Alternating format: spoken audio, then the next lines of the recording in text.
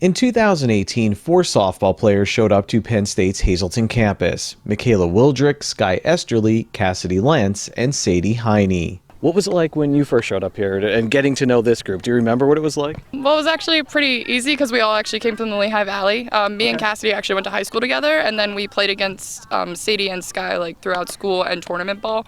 So we all kind of knew of each other, and then when we got here, it was very easy to click, especially because we all came from the same area. Just by chance? I mean, It was just kind of everyone. Really just by chance. In 2019, the team went 23-18 and qualified for the United States Collegiate Athletic Association Small College World Series.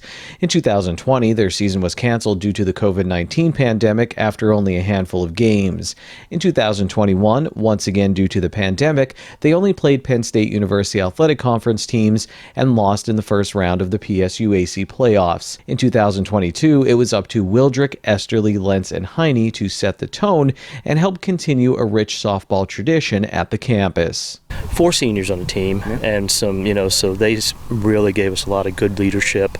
They were here when I got here last year, and they really, I think, as far as leading the team in the right direction, they did a nice job of really keeping us all together and knowing what was expected here at Penn State Hazleton.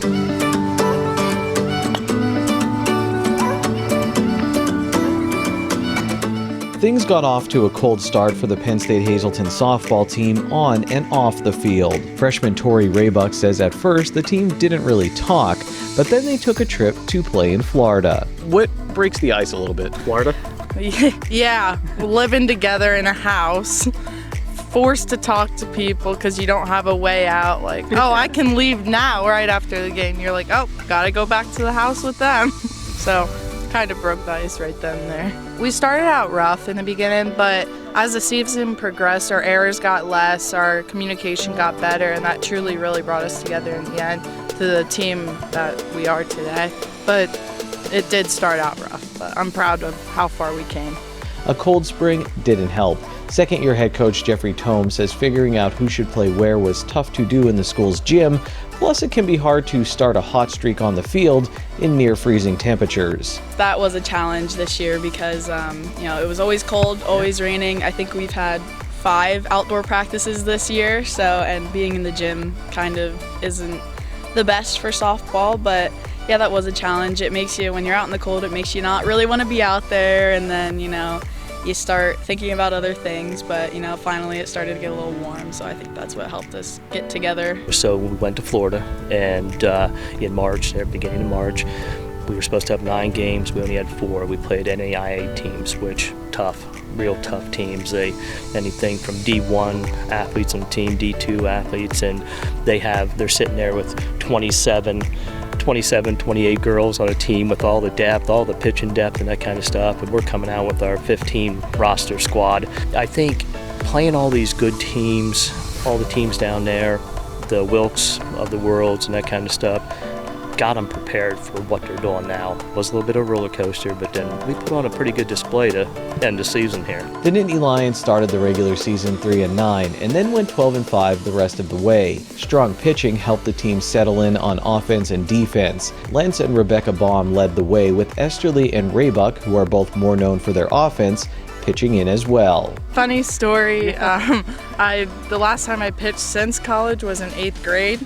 And coach actually got me back into it, so he's slowly been working with me, so he's working with me for next year more than this year. But was he like, who pitched before, and you had to raise your hand? Did you know where it was going? He asked me personally, okay. So, and then I was like, oh darn, I shouldn't have said yes at first, but I'm glad I did. So you seem like you're willing to do, I guess, like a lot of people, anything for the team. Yeah, I was like, if it's gonna help us in the end, what's it gonna hurt for me? Raybuck's professional attitude reflects the rest of the teams. We all have our differences. We all come from different places. We may not all be friends, but when it comes to softball, we're all cordial. We all want to win. We're all there to win. We want to be positive. So it's all about I mean, yeah, it's all about softball, but it's also about picking each other up. They might not all be best friends, but they know how to score enough runs and get 21 outs. In this year's PSU AC playoffs, Hazleton found themselves in a decisive matchup with Penn State Schuylkill in a 3-game series. The winner would move on to the conference championship.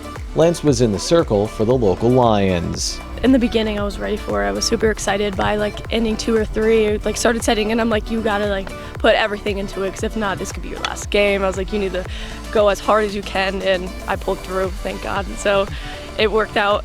Hazleton lost in the conference championship series to Penn State Brandywine, but they did qualify for this year's USCAA Small College World Series. Along with this season's success, the seniors have experienced some big life moments together.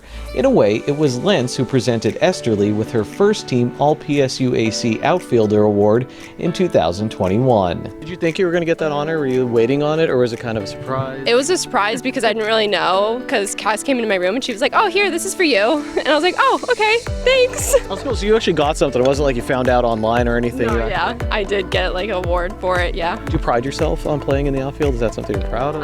Yeah, I definitely do. Dirt is definitely not for me. I found out grass is where it's at, so I'm gonna stay out there. You can make the plays out there, obviously, right?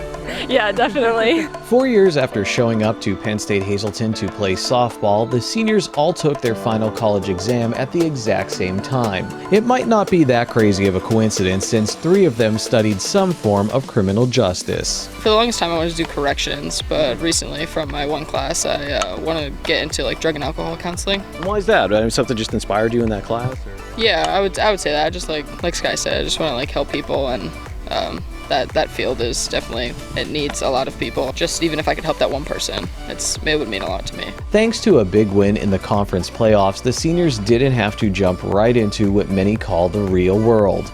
They got to go to softball practice instead. I just kept on saying, I was like, it just doesn't feel real. I was like, I feel like we're not even going, because also with finals week, I'm like, we're graduating tomorrow, so Friday, and I'm like, we're still playing softball, so it's weird to be graduated soon and then still playing for Penn State Hazleton. For SSPTV Sports, I'm Ken Cara.